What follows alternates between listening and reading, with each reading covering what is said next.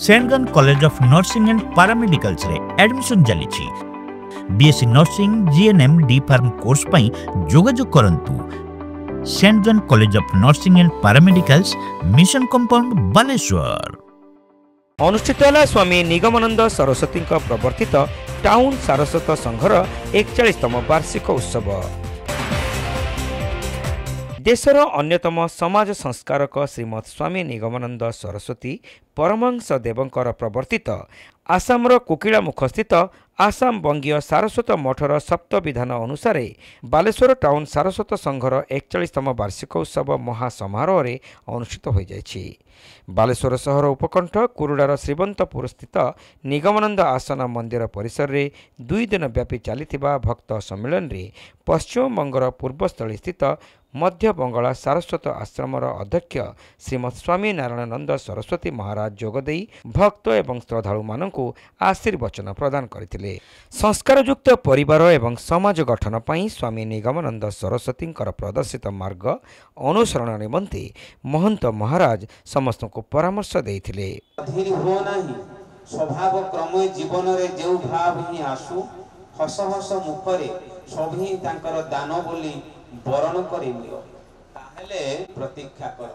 ए अनित्य जगते जहा नित्य ए जगतटा अनित्य आज अछि काली रहिबो नाही किंतु एभली किछि परिस्थिति रहिछि घटना रहिछि जोटाई एटा रहिबोई एटा समस्तिंक जीवन रा आसीबो ही ए अनित्य जगते जहा नित्य घटना सेइथि पई आमे माने डरी जाई भयभीत होई कर्तव्यर अवहेला करा प्रकृत गुरु कृपा प्राप्त भक्त वा शिष्यंकर लक्षण नुहे।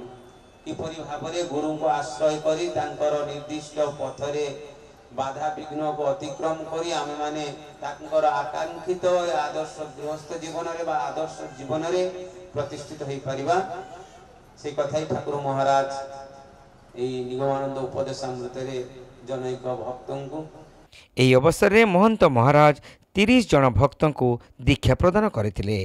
बहु विशिष्ट व्यक्ति ଏହି उत्सव में जोगदे उत्तम समाज गठन में सारस्वत संघर भूमिका बेस प्रशंसनीय एवं प्रेरणादायी बोली मत प्रकाश करथिले। साधु संतों भितर प्रभाव होउची प्रभाव पड़ुची आम उपरे जे साधु को दर्शन या पूर्व अनेक टिप्पणी बा अनेक वक्तव्य आपण जानिथिबे जे हरिनाम पंजुरी थिला बेले जिमिति देवर्षि नारदंकर दर्शन पाइबा मात्र मुक्ति से ठाकुर उपस्थित ये अच्छी ठाकुर तक बाणी रे भी कहते जे ये देह रक्षा कला परे भी तुम्हें मत प्रकृत अंतर भितर पाइबे किंतु जदि अनुभव परे किंतु मु समय हेले जे कौन से साधु संतों देह को आश्रय करी मु ये शरीर को तुम पाखे उपस्थापित करें ठाकुर निगमानंद भली चूल रखिए ठाकुर निगमानंद भली पोशाक पिंधे से भाई भाव में किंतु आम उपलब्धि करने उचित जे ठाकुर जो को वक्तव्य प्रदान कर परिमाण को प्रभावित कर। श्रीमद तेजसानंद सरस्वती एवं श्रीमद सिद्धेश्वर चैतन्य ब्रह्मचारी प्रमुख संत माने जोगदे ठाकुर निगमानंदंकर सनातन धर्मर मार्ग एवं भावधारा संपर्क में तात्विक वक्तव्य प्रदान करथिले। टाउन सारस्वत संघर संपादक दयानिधि बेहरा यह कार्यक्रम में प्रारंभिक उद्बोधन देवा सहित संघर प्रतिष्ठा एवं भाव विनिमय संपर्क में आलोचना करथिले। विभिन्न संघर प्रवीण कर्मकर्ता शरदचंद्र पृष्टि परेश कुमार दास दामोदर मिश्र गोपालचंद्र राउत साधना मा रामपद दा मुकुल दा मृत्युंजय राउत लक्ष्मीधर अंडिया श्रीनाथ राउत गौरांग साहू भवतोष दास प्रमुख सांप्रतिक परिस्थिति रे ठाकुरंकर उपदेश को मानव जीवन में प्रतिफलित पाई सारस्वत आश्रमर आभिमुख्य एवं कार्यधारा संपर्क में आलोचना करथिले। स्वामी श्रीमद निगमानंद सरस्वती द्वारा प्रतिष्ठित आसाम बंगीय सारस्वत मठर बालेश्वर जिलार बालेश्वर टाउन सारस्वत संघर 41तम प्रतिष्ठा दिवस आज महासमारोह कुरुड़ा स्थित आश्रम मंदिर रे अनुष्ठित होउछि। এই আশ্রম এই ଅଧିବେଶନକୁ ସାଫଲ୍ୟମଣ୍ଡିତ କରିବା ପାଇଁ ମଧ୍ୟ ବେଙ୍ଗଲ ସାରସ୍ୱତ ଆଶ୍ରମ ଅଧ୍ୟକ୍ଷ ନାରାୟଣାନନ୍ଦ ସରସ୍ୱତୀ ଏବଂ ସନ୍ନ୍ୟାସୀ ତେଜସ୍ୱରାନନ୍ଦ ଏବଂ ଓଡ଼ିଶାର ସିଦ୍ଧେଶ୍ୱର ଚୈତନ୍ୟ ବ୍ରହ୍ମଚାରୀ ଏହି କାର୍ଯ୍ୟକ୍ରମରେ ଯୋଗ ଦେଇଛନ୍ତି ଏବଂ ସେମାନେ ଯଥାବିଧି ଏହି ସାରସ୍ୱତ ଅଧିବେଶନକୁ ସମ୍ବୋଧିତ କରୁଛନ୍ତି। ଆମର ଏହି ଅଧିବେଶନ କାଲିଠାରୁ ଆରମ୍ଭ ହୋଇଛି। ଗତକାଲି ଆମର ଏଠାରେ ଏକ ପଥପ୍ରାନ୍ତ ସଞ୍ଚଳନ ହୋଇଥିଲା। ଏଥିରେ ସନ୍ନ୍ୟାସୀ ଏବଂ ବହୁ ଆମର ସଂଘସେବୀ ଯୋଗ ଦେଇ ପଥ ସଞ୍ଚାଳନ କରି ଏ ପାଖାପାଖି ଲୋକକୁ ସମନ୍ୱୟର ବାର୍ତ୍ତା ଦେଇଥିଲେ।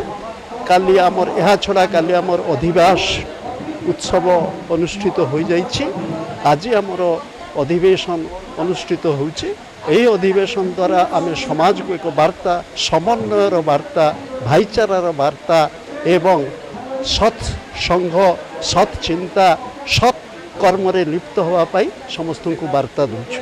ଆଶା କରୁଛୁ ଆମର ଏହି ଠାକୁର ନିଗମାନନ୍ଦଙ୍କର ଏହି ବାର୍ତ୍ତା ସମାଜରେ ପ୍ରଭାବ ପକାଇବ ଏବଂ ସମାଜ ଅନୁପ୍ରାଣିତ ହେବ। ଅନ୍ୟମାନଙ୍କ ମଧ୍ୟରେ ମୃତ୍ୟୁଞ୍ଜୟ ସାହୁ, ଆଶିଷ ବାନାର୍ଜୀ, ଚନ୍ଦ୍ରଶେଖର ସ୍ୱାଇଁ, ଶଙ୍କର୍ଷଣ ବର୍ଦ୍ଧନ, ଶୁଭ୍ରାଂଶୁ ଘଡ଼ାଇ, ଦିଗମ୍ବର ପାତ୍ର, ଜୟକୃଷ୍ଣ ଜେନା, ଶାନ୍ତନୁ ଦାସ, ସୁମିତ କୁମାର ଦାସ, ରାନୁ ଆସ, ବାସନ୍ତୀ ଘଡ଼ାଇ, ସୁଜାତା ଘଡ଼ାଇ ପ୍ରମୁଖ ସମସ୍ତ କାର୍ଯ୍ୟ ପରିଚାଳନା କରିଥିବା ବେଳେ ପରେଶ କୁମାର ଦାସ, ମୃତ୍ୟୁଞ୍ଜୟ ରାଉତ, କୃପାସିନ୍ଧୁ ଜେନାଙ୍କ ସମେତ କାଠସଂଗଡ଼ା, ବ୍ରାହ୍ମଣଦା, ରାଇଗାଁ, ବଳରାମଗଡ଼ି ଏବଂ ବାଲେଶ୍ୱର ପ୍ରଭୃତି ପୌର୍ଣ୍ଣମାସିକ ସଂଘର ସୁଲୋଚନା ଦାସ, ରଞ୍ଜନ ଭଦ୍ର, ନିତ୍ୟାନନ୍ଦ ବରଜ, ସୁଖଦେବ ମାଝୀ ପ୍ରମୁଖ ଏଥିରେ ସକ୍ରିୟ ସହଯୋଗ କରିଥିଲେ। ବାର୍ଷିକ ଉତ୍ସବ ପରିପ୍ରେକ୍ଷୀରେ ପ୍ରତୀକ୍ଷା ଆବାହନୀ ଗାନ ପରେ ଠାକୁର ମହାରାଜଙ୍କର ଷୋଡ଼ଶ ଉପଚାର ପୂଜାନୀତି ଏବଂ ଭୋଗ ନିବେଦନ, ହୋମ ଯଜ୍ଞ, ଭଗବତ ଗୀତା, ଚଣ୍ଡୀ ଓ ଶ୍ରୀ ଗୁରୁ ଗୀତା ପ୍ରଭୃତି ପଠନ କରାଯାଇଥିଲା। ଏହି ସମ୍ମିଳନୀରେ ବାଲେଶ୍ୱର, ଭଦ୍ରକ, ଢେଙ୍କାନାଳ ଏବଂ ଯାଜପୁର ଜିଲ୍ଲା ସମେତ ପଶ୍ଚିମବଙ୍ଗରୁ ବହୁ ଭକ୍ତ, ଜିଲ୍ଲା ଆଞ୍ଚଳିକ ତଥା ପ୍ରାଦେଶିକ ସଦସ୍ୟମାନେ ଯୋଗ ଦେଇଥିଲେ।